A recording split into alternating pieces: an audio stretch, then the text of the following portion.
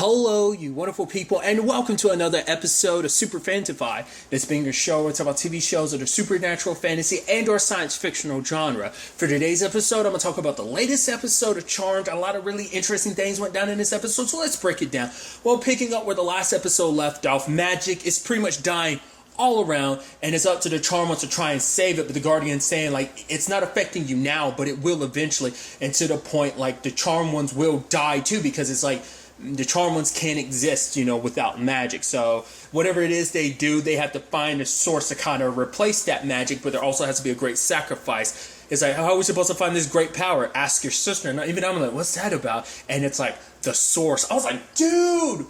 Because I figured that was going to play a part. Because I wasn't really sure, like, at what point in the story that was going to come back around. Because we know it's in existence. The source is divided up into pieces, but it's still out there. I'd actually completely forgotten that they had their memories wiped by Harry to know exactly where they were. Especially when we get into the episode and find out where everyone hit them. Like, oh, those are some pretty sneaky places. In particular, I think Mel's was extra sneaky. I was like, that's a way out there. Like, I don't think anyone would know to even look for that, but we'll get to that soon enough. But it's like, all right, we're going to have to get all the pieces together to sum it up, which it didn't come up in the episode, but I felt like they'd be a little worried about, like, well, we reunite the source. But to be fair, Macy became the source just to stop, Alistair from getting his way, making Parker the source and everything. So it was more like, so I guess they didn't feel like they had to worry about Macy, like, going all dark side again or something like that.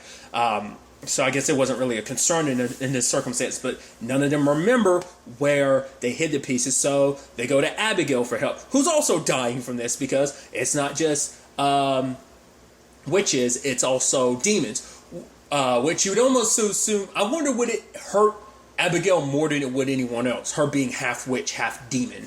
I wonder. I mean, because the Charmed ones, they're kind of like a special case even amongst witches. So I feel like they're losing their magic throughout the episode, but they don't get to the point that they're coughing up ash like everyone else. Just because I think they're like a special breed. They're top class witches. So I think it just kind of works its way up. Probably like the stronger the witch is, the less it's going to eventually. It will take a while before it reaches them. And like I said, the Charmed ones kind of are a class on their own.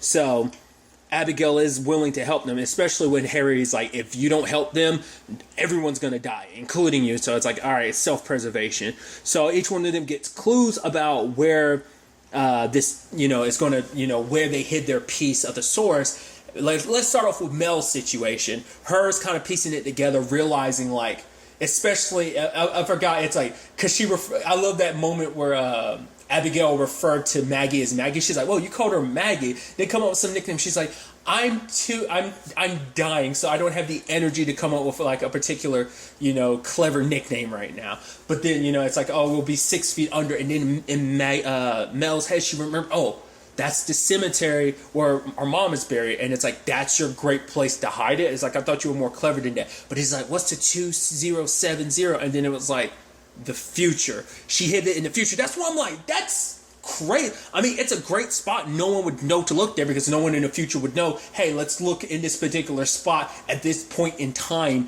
to know, like, it makes sense, but it's like, that's a really good damn hiding space. Because it's like, oh yeah, you were a time witch. She's like, yeah, but I'm not a time witch anymore, so how the hell are we going to get to it? So they call on Celeste, which is interesting because I just saw the actress who plays Celeste, just saw her in, Prodigal Son. Last week's episode of Prodigal Son. I just thought that was interesting because I brought up because I almost forgot she was Celeste in this because the thing I brought up was like, oh, her as Nia's mom and Supergirl tangents, but she ends up giving them her watch that basically helps it so that she doesn't age and die. Like, she gives her pretty much immortality. But for her, it's kind of like she's kept time as her pet, so she's kind of fine if she has to, especially if it means helping play a role in saving everything. What I thought was interesting though too is like she was saying like, yeah, be careful, like that basically how like addictive time can be, because I think it's like you're going to the future knowledge can be dangerous. So, and it's like, oh, basically take someone unemotional and unattached with you. And she turns and looks at Abigail. Abigail's like, fine, it's better than staying here and dying. So they go to the future, and I was like, oh, it looks pretty normal. We're not going to get any. It's like, oh, holographic flowers. Okay, cool. So I was wondering if they was going to make a point of like being able to explore that more, but of course they wouldn't. But then when they get there, Mel finds the coin at her mom's grave, but Abigail uncovers a grave that's Mel's, and it's like she died on February 14th, 2021, and it's like, that's today. So, like, you know, the moment she goes back, she's going to have to die. They knew the whole thing about the sacrifice, but they knew they'd have to, like, we'll figure that out later. We'll worry about that later. But now it's like, now Mel realizes, like, oh, she's going to die. Which I'm curious. Maybe because the way time works and moves, like, you know, just because so many choices can affect how the future ends up playing out, that becomes a part of the episode, too. It's like, I'm wondering when Mel originally hid the that piece of the source there, you know, back in at the end of season 1, did she come across that grave, or did she just not pay any attention? I feel like she might have noticed it, but obviously all that got wiped. Maybe she didn't feel like ants. I don't know. But I get the feeling like, I feel like past Mel would have said something, so it had to be a thing of different choices have led them down this route. So many things could have played out differently to the point that Mel never saw that, potentially. But also, I guess it's that thing of like the moment she came to the future, her future changed just because she saw things, and just your timeline just automatically like even the smallest ripple can have the largest effect, the largest wave. So I don't know. I think it had to just be a thing of it wasn't there before, but I could be mistaken. And lo and behold, who shows up? It's Ruby and her granddaughter at her grave, and it's like, whoa, you know. So it's like, but Ruby's thanking her. It's like, because of her sacrifice, all of us survived. So it's like she's like we telling her granddaughter, we always got to remember what Mel sacrificed, what they sacrificed for us. And even Abigail's like, you could just stay here and spend out the rest of your days. But for her, it's like, no. If it means saving everyone, if it means saving my sisters too, I'll make that sacrifice. It's like, they're lucky to have you. And she's like, I'm lucky to have them. And Abigail's like, yeah, trust me, I would know. And I was like, okay. So this has to be like, because obviously she received that letter from her sister, from Jordan. So it's like, oh, so you're not on the best terms with your siblings. To be fair, we already kind of got a peek of that last season with Parker. So it's like, obviously, to be fair, you make the argument probably is like, well, Parker's half human, so you kind of despise him a little bit. Which is interesting considering the fact that she's kind of like, she's a half witch, half demon. So I guess Parker's kind of looked as the lowest of the totem pole, but I'm sure even her constitution doesn't make her a favorite amongst the family, especially when it came to her dad. That was obviously an issue that both Parker and Abigail kind of struggled from, but she has her own issues when it came to that. But I'm assuming like her sister situation kind of stems from that too. But it's like, so there's that side of things. Then you have Maggie and Jordan going back to Kappa, like, you know, her fraternity, and not fraternity, sorority, and her hometown. And it's like, oh, I got to go back home. And it's like, well, we got to be careful, you know.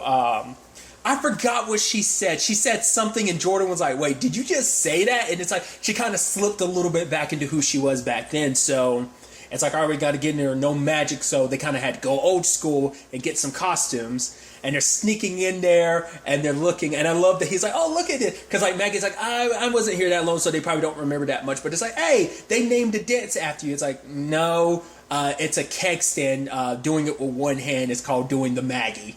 Kappas do the Maggie, and it's like, oh, and it's like, oh, this is your legacy, which she's kind of like, yeah, I'm kind of hoping to leave behind another legacy. And I love they run into that girl Heidi. I'm curious if we go back to season 1, is that someone like, because I was wondering, I was like, are they going to get Lucy or something? Turned out not to be the case, but I was wondering, like, Heidi might be one of the people we actually saw hanging around Lucy back in season 1. I don't remember. I'll probably look into that, or maybe it's just kind of like someone that was in the background that knew Maggie. The moment she's like, oh my god, you look like Maggie. She's like, nope. Jordan's like, this is Charlotte. It's like, no, that's Maggie. Oh my god, are you a ghost? Maggie's ghost is here. I gotta tell everyone, hey guys, Maggie's ghost is here. I was like, that Heidi is sloshed, dude. So I wasn't really too worried about it, because I'm sure a lot of people were going to not think too much of it, but I thought it was interesting because Maggie was kind of upset with herself for a little bit. She's like, why would I hide it here? She's like, not only is it like in my hometown, but also like, you know, it's like I chose the Kappa to be the place. She felt like, he's like, you know, it's like, it's okay. We're all kind of dumbasses like in our younger life, because for her, she felt like, yeah, because let's not forget, like in season 1, that meant the world to her, and I think that's so interesting that this much, like it hasn't been that long, but just showing you how much she's grown. That even she's like, oh my god, I'm so embarrassed that like, yeah, it was fine and dandy, I enjoyed this, but for her, she looks back on it, because remember, her and Mel had beef about that in season 1, like how much this was important, like because Mel was like, I don't get why this is so important to you, but it was important to Maggie. And, for her, she now looks back at it like, oh, it's super dumb that, like, I hit it here and everything. But, Jordan's like, don't be embarrassed. Don't try to erase it away. It's proof of how much you've grown. Like, don't try to erase the past to show it, it shows how much of a different person you are right now. And even Jordan being like, yeah, I have the dumbass pictures that kind of prove some of the pictures, some of the things of me being a dumbass. But I thought it was kind of heartbreaking too. Like every time he was trying to tell Maggie she's not going to die, she would immediately cut him off because she doesn't, it's like you saying that doesn't make it true, So I think for her, it's like, I'm not even trying to give you the opportunity to put that out there. But they had that moment over the stars and everything. In particular, like there's a set of stars it's like, oh, you can't see mine right now. It's the Kappa something. And it was like a nickname, and then she realized, like, wait, it's not my, it's not the school that I'm seeing, like that that it's not the sorority that God, I'm blanking, sorry, that I hit it at. And then, like, she actually had a box because she wanted one that because she wouldn't be able to see her particular stars all the time. Obviously, it was a bonding moment between her and her dad, so she has a box to remind her of it. And there was a secret compartment that she magicked open to reveal it. And it's, oh, that was a good hiding spot. And then she says, you are a great friend. I'm glad to have you by my side. Your friendship means the world to me. And Jordan kind of wants to be like, because obviously they're super into each other. She's into Jordan. Jordan's into her, but she doesn't. He wants to say something, but she cuts him off again because I don't want to create and start something just for things to kind of end like this. Because even Mel was trying to, do things with like Ruby because there was no guarantee that they were going to have any time. So she wanted to be able to kind of say her goodbyes, and then obviously, things got even worse because it's like, oh, now I'm finding out magic is kind of dying all around, so it kind of expedites that even more, even though they were like, oh, we've got time now, everything kind of worked out, we're good. But aside from that, it's just Maggie trying to protect both herself and Jordan because, like, let's not start something like... I mean, for one, I think she's kind of feeling the way she does about Jordan. Her being the empath, it's hard to say whether or not she's really picked up on how Jordan really feels about it. She knows how she feels about him, but I think it's like because of that, she's like, no, because I got to do what I got to do, so she's not willing to go down that path. Then at the same time, there's a whole situation of Macy and Harry, because obviously for her, she's like, I don't like sandals, so like where would I even have sandals?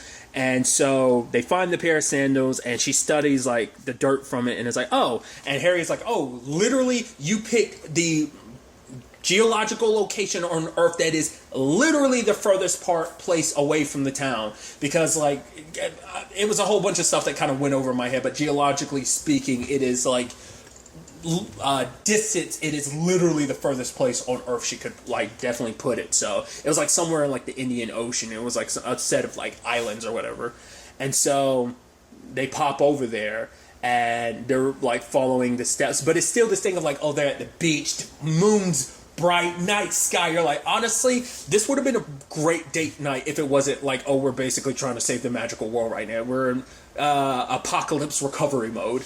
And so this is like, even this moment, like these moments, they like kind of still glances between each other, and obviously for Harry, it's so frustrating for him because it's like he wants to do more. It's like, my job is to protect you guys, and she's like, you've done that, and it's like, because he was like, it's my job to protect you guys so that you can fulfill your duty. And it's like, for her, it's like, you did. And she's like, I was kind of like these islands, kind of lonely until I met you, so for her, and even her saying that line of like, I'm the oldest, so it should be me that makes the sacrifice, because each one of them is, and I think that's the sweet thing about it. Like, it's sad but sweet, but each one of them, it's like they're not even considering like, no, I won't let my other sisters sacrifice themselves. It's going to be me. Mel's like, the future's set in stone. It said that I'm going to be the one to do it. Then I'll do it.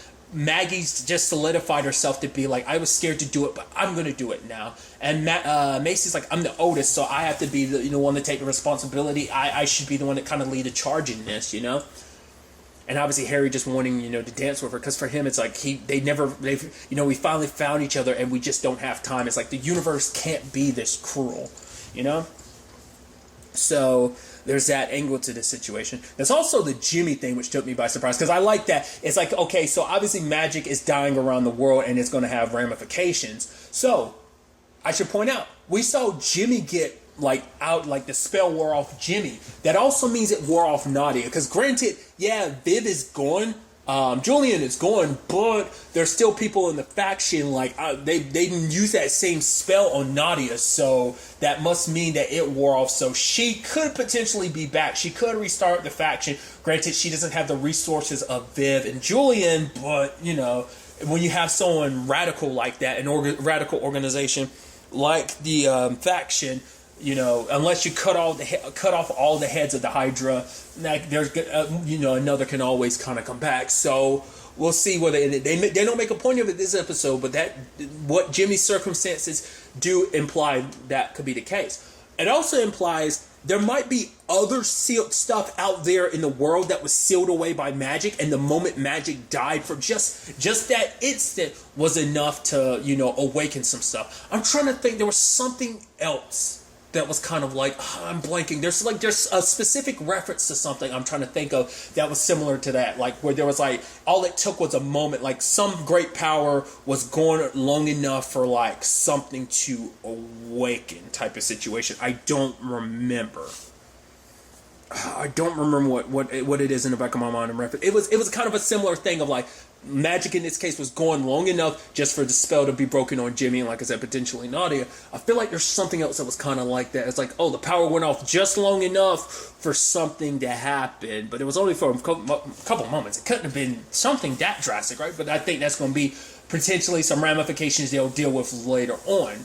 They probably won't make a big deal of it now, but maybe later on down the road, there might have been something that got awoken because it was sealed away by magic. That magic disappeared in that moment, and that led to everything, potentially any future fallout. We haven't seen the full scale, the full ramifications for, magic kind of dying for that time. So it'll be interesting to see kind of where things kind of go from there.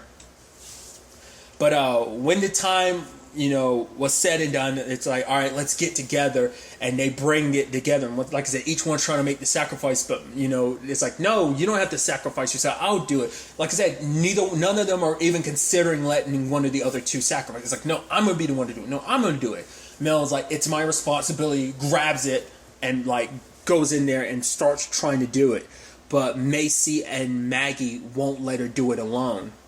And so they're all channeling everything in it, while Harry is all fighting Jimmy, who popped up. It's oh yeah, make sure to teleport here in time. So it's literally no. It's so sad because it's we literally gave you a chance to start over, but now that the magic is gone, I guess maybe eventually the magic would have broken on everyone else too. So who he was, his fresh start didn't count anymore. Plus, I think for him, it's just well, after everything you put me through, and I'm back, all my memories, so you killed me at one point in time, so, I'm just gonna, I'm gonna kill you, so it's there can only be one of them, and it's it's you want to go off and die, you do that, but for Harry, he's I've got the chance to finally live, I'm not letting it go, so luckily, Harry comes out on top, Because I still, part of me was kind of hoping and wanting, I doubt it, but I was almost hoping Harry and Jimmy would fuse back together. And it turned out to be the case. It looks like Jimmy straight up dead because magic was going in that instant.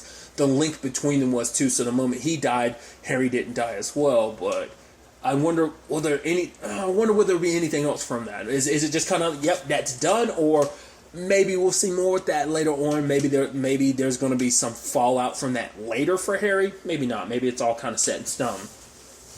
But regardless, in that moment, it seems like Mel is kind of potentially dying. So it's she's trying to hold on. In that moment, the magic explodes. Everyone gets flown back, and it's oh, what happened? Are we okay? And then it's oh, everyone's alive. Mel's alive. It's yeah. I was all right. The sacrifice. We were, but the fact is we were willing to sacrifice ourselves for each other. It all worked out. It's yay. They get ready for a group hug. Zap.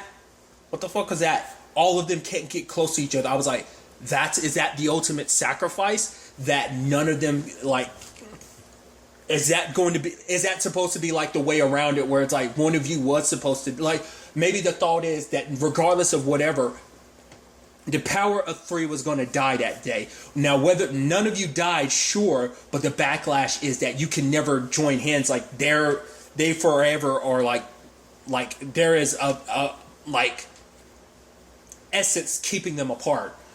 And I'm wondering, it looks like it might be a 4-way street. So maybe there's no more Harry and Macy either, because now it's like, oh, we just found each other, we could never be together. And maybe the same thing where Harry can't be with like Maggie or Mel, and Mel can't be with, you know, Maggie or Macy. Like, maybe it works like that too. Like, it's just a 4-way. Like, none of these 4 can ever be together. Like, they can be within a certain range. CW wise, it kind of reminds me of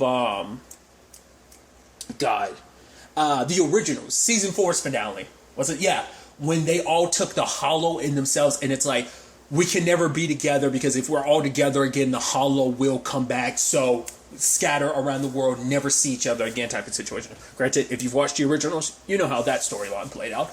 But obviously, I think this is kind of the inverse. So it's like, this is kind of supposed to be like, I think, the quote unquote death of the power of 3. Maybe, potentially, could be reading too much in it, but that's what I think that is. I'm sure they're going to try and find a way around it, but it's like, maybe there is none. Maybe this is the end of the power of 3. Because obviously, the Charmed One's story always ends in tragedy, because it's always like, oh yeah, one of them dies. So, but now you wonder, like, maybe this has something to do with the Mel thing, like why she's dead in the future. Or once again, because Maggie was like, I saw Jordan's death and we changed his destiny. Like, our destiny is in our own hands. We decide how it gets forged and what happens. So, who knows?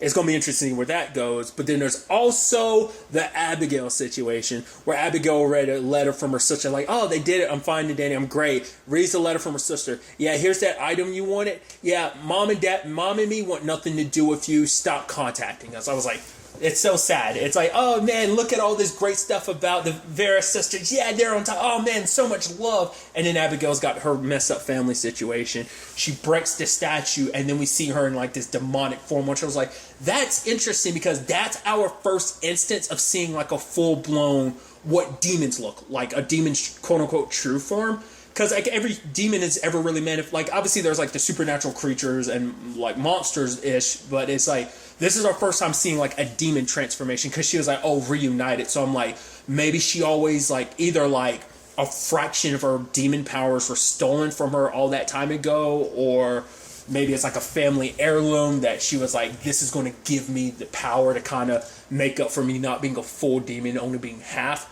Maybe that's what that's implicating. I don't know. It kind of, because the greatest example that it kind of reminds me of Cole. It's been a while. Cole's real name was like Balthazar, wasn't it? But when he was in his demon form, remember, like the red and everything, like he looked kind of very, very much devilish. But most demons you come across look like regular humans, both in this show and the, because like Parker kind of had a transformation. Because his was like, well, that's more so a byproduct of his powers, like the whole smoke thing. But like Alistair nor Hunter had like an actual demon form. They all look human, but that that applied in the original show.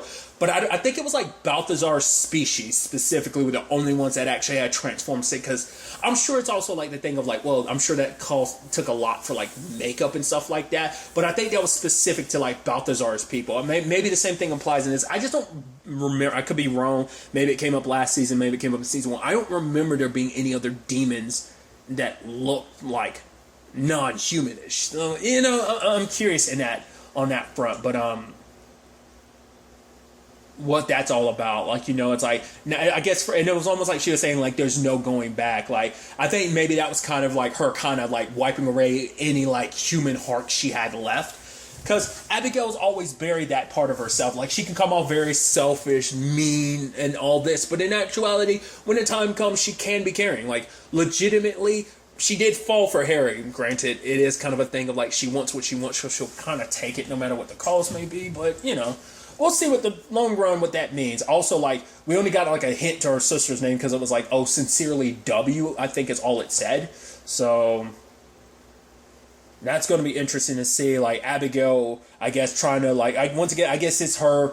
She was kind of ousted from the demon world, but it's like, oh, with this extra oomph, it's like, nah, I got this. you guys are going to break me, once again, is that whole conversation she had with Jordan, like the episode before last, where she was like, oh, I'm trying to destroy the patriarchy. And he was like, are you really trying to do that? Or were you just trying to take control of it? Like fill in the role of top dog, essentially. But it's like, maybe with this new power boost, she's going to be able to. Granted, we don't know what the ramifications could be in the long run. So much, like I said, we don't know the ripple effects of so much of magic having died in the instance that it did, what this Charmwind situation is all about, what Abigail's situation is all about. Hopefully we'll get to learn in the next episode. I'm wondering, because I think season 1 was 22 episodes. This would have been episode 22, so I'm wondering, is this what was originally the season finale, or is the next episode the original? Because next episode 4, would have been episode 23. But like I said, I think season 1 was 22, but I could be mistaken. So I don't know if this was supposed to be like the original season finale or not. It didn't end off on a cliffhanger of enough for me to think like this was the original season. But I could be wrong. Like maybe this was the clip, but it didn't.